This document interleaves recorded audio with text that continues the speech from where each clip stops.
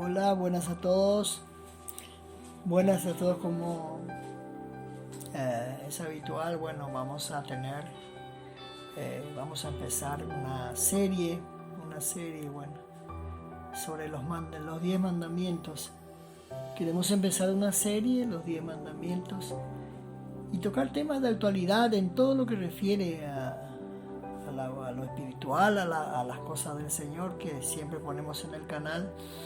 Así que bueno, y un tema muy de moda que queremos hablar también es, bueno, en lo que se está tratando mucho es el debate, los debates de la existencia de Dios, si Dios existe, si Dios es real y todas esas preguntas y todas esas cuestiones que, como estaba viendo en estos días, el debate entre los ateos y el creyente, los científicos, los dos científicos más famosos que se estaba hablando. Así que bueno, tocar temas de actualidad, y bueno, oramos a Dios para que el Señor, el Espíritu Santo nos vivifique y nos haga entender, y juntos podamos crecer y compartir en el conocimiento de la palabra de Dios. Así que como les dije, la cuestión fundamental va a ser, queremos hacer unas series, y bueno, vamos a ir actualizando, y bueno, juntos, así como empecé al principio, juntos crecer en el conocimiento de la gloria del Señor. Así. Una de las preguntas que se está haciendo mucho y que vi, yo por eso quería hacer este video, que vi tantos debates entre jóvenes, entre adultos y aún entre ancianos. ¿Y quién es Dios? Una pregunta: ¿quién es Dios? ¿Existe Dios? Entonces, una de las preguntas, entonces dije, ¿y quién es Dios? Hay que entenderlo para poder aceptar sus instrucciones. Tenemos que entenderlo, quién es Dios. Y entonces aceptaremos sus instrucciones. Nos acercaremos a Él y vamos a confiar en Él y vamos a estar seguros de qué es lo que estamos realmente creyendo y aceptando, ya que hay conceptos equivocados de Dios. Algunos lo ven como una fuerza impersonal que rige el universo. Otros ven a Dios como un juez severo que quiere castigar a la humanidad. Otros lo ven como un guerrero violento. Otros dicen que es una idea primitiva, inventada por la gente ignorante. Otros lo ven como un padre distante e indiferente. Y en realidad los conceptos que tenemos de Dios reflejan más la conducta humana que lo que Dios realmente es. Cuando pensamos en el fanatismo religioso, en las cruzadas, los nazis, hoy en día la yihad musulmana, la supuesta guerra santa, entre comillas, guerra santa, nos da razón que el concepto humano de Dios no es el concepto que refleja la Biblia. Para entender quién es Dios, entonces tenemos que ir de vuelta tenemos que ir a la fuente, que es la palabra del Señor. Pero vamos a poner un video de ese debate, de lo que les estoy comentando. Y luego también entre nosotros, ¿qué les parece? Juntos vamos a hacer como una meditación sobre lo que estamos hablando. Supongamos que creías que todo lo que nos trajo aquí fue por diseño. Sabemos que el 99.9% de todas las especies que han existido solo en este planeta se han extinguido. Así que el cielo ya ha visto morir casi el 100% de su creación, a menudo en circunstancias muy desagradables y crueles, con los brazos cruzados, y esos son miles de millones de años de tiempo geológico. Algunas personas dicen que el Homo sapiens ha existido por 100.000 años, algunos por tanto tiempo, como 250.000.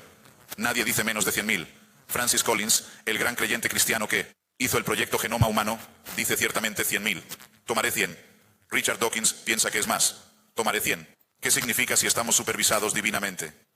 ¿Y divinamente creados y cuidados por Dios? Significa que durante 98.000 o más de esos años, los humanos, Homo sapiens, estaban naciendo, muriendo La mitad de ellos en el parto, creo yo.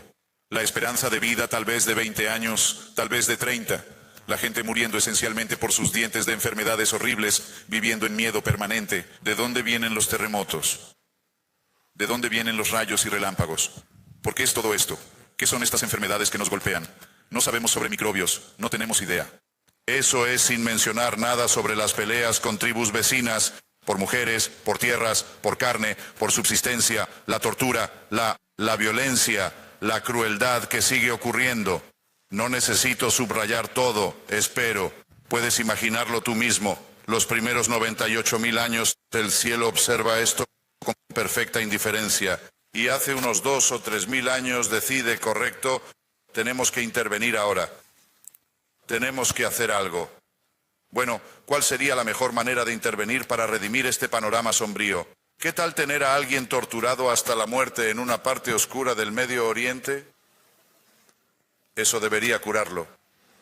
O si eres musulmán, ¿qué tal conseguir que un pastor epiléptico analfabeto empiece a balbucear y diga que ha hablado con un arcángel?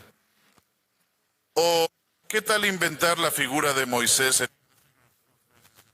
una montaña que aún no ha sido hallada por ningún geógrafo en el monte Sinaí? Eso es lo que tendrías que creer. Tengo un minuto, ¿no?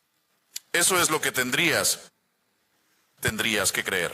Y por eso me pregunto, ¿por qué los adoradores de este Dios quieren condenarlo por ser un mal diseñador? La mayoría de sus creaciones mueren y el resto sufre mucho, y las ofertas redentoras simplemente no funcionan, por ser cruel, caprichoso e inepto e incompetente. ¿Por qué y tan insensible como un padre? Y así, ya que esto es hasta donde puedo llegar, tengo que decirte por qué. No creo que la idea de un Padre eterno sea buena. En cualquier caso, cuando tenga la oportunidad de respirar. Pero gracias por quedarte conmigo hasta aquí. Bien, ahí está el ajuste. Bastante convincente. Estoy muy de acuerdo con Christopher Hitchens. Es una clara repudiación de muchos de los males que él dice se han hecho en nombre de Dios. Pero aprendí a distinguir la grandeza de Dios y el mal inexcusable que han hecho aquellos que profesan su nombre. Y por eso no deduzco que Dios no es grande y que la religión envenena todo. Después de todo, si no distingo entre el genio de Einstein y el abuso de su ciencia para crear armas de destrucción masiva, podría decir que la ciencia no es grande y que la tecnología envenena todo.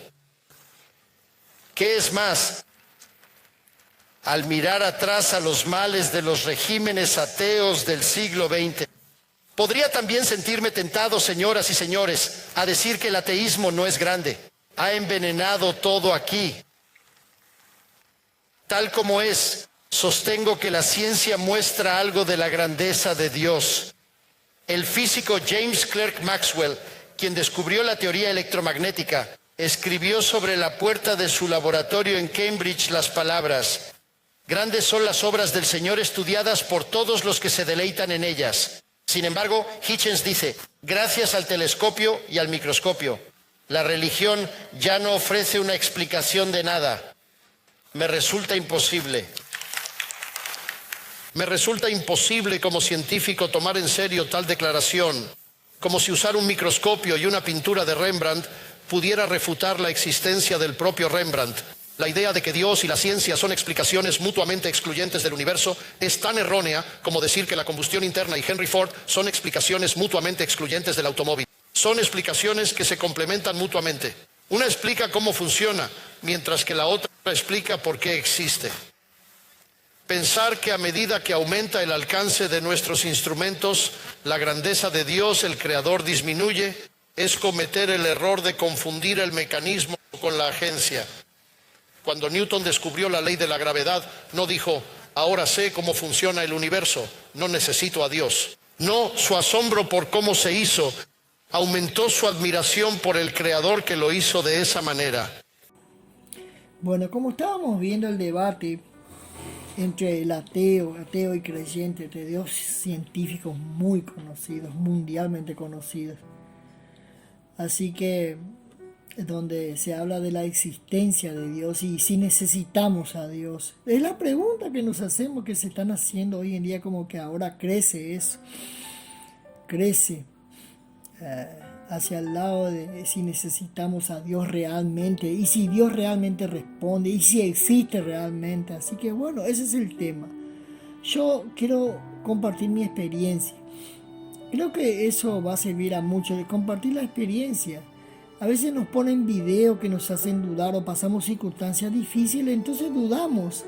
Empezamos a dudar si Dios realmente responde, por qué me pasa esto, si Dios existe, y toda esa pregunta que se hace el ser humano, que todos nos hacemos en un momento. Así que sobre eso yo quiero compartir mi experiencia. Yo hice la misma pregunta: ¿existe Dios? Y si Dios responde y toda esa cosa. Así que yo mismo le pregunté a Dios. Empecé a preguntar al Señor cómo se hace para hablar con Dios. Yo busqué un lugar secreto conforme a la palabra de Dios. Busqué un lugar y me fui a preguntarle a Él mismo, porque la Biblia dice que nos dejó a su Espíritu Santo. Así que yo me fui a preguntarle directamente al Espíritu si existe Dios. Y si existí Dios, entonces me podés hablar. Y me habló. Así que mejor que eso, la experiencia personal de cada uno, sobre las preguntas, si necesitamos a Dios. Yo no quiero hablar en ese sentido como que pensar que Dios es una persona que está ahí esperando para que nos ayude, como un sirviente, como un esclavo. Si le necesitamos para esto, para aquello, a veces que no queremos saber nada cuando necesitamos.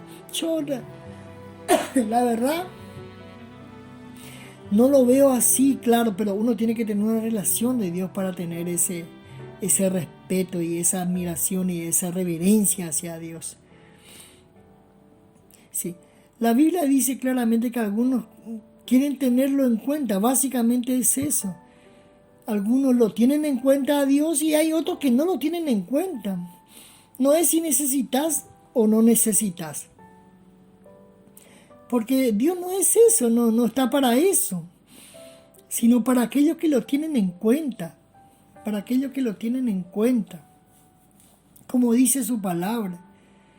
Lo tienen en cuenta, y si uno quiere acercarse a Dios y saber si Dios existe, lo pregunta y Dios habla. Dios te habla, pero habla como si fuera que estás hablando con el otro amigo, con el hermano, con el amigo. Y Dios responde. Así que la cuestión fundamental es eso, la experiencia personal de cada uno. Si Dios existe y si necesitamos de Dios en este tiempo. Así que bueno, la experiencia personal, Dios existe por los siglos de los siglos y Dios habla. Y si uno le tiene en cuenta, lo busca. Porque esa siempre fue la idea de Dios. La idea de Dios fue siempre eso, que nos maravillemos. Que cuando veamos la naturaleza tan hermosa, cuando veamos las maravillas de no sé, el cielo, las estrellas, las montañas, no sé, un atardecer, un amanecer, que miremos al cielo y preguntemos, wow, qué hermoso que es esto. Y qué tremendo que tiene que ser el que hizo esto. Ahí ya es solamente eso. ¿Quién fue el que lo hizo? Es tan maravilloso lo que contemplamos. Qué tremendo todo lo que contemplamos. Qué tremendo la sabiduría del ser. ¿Y quién es el que creó al ser humano? El que creó todas estas cosas. Qué tremendo que tiene que ser.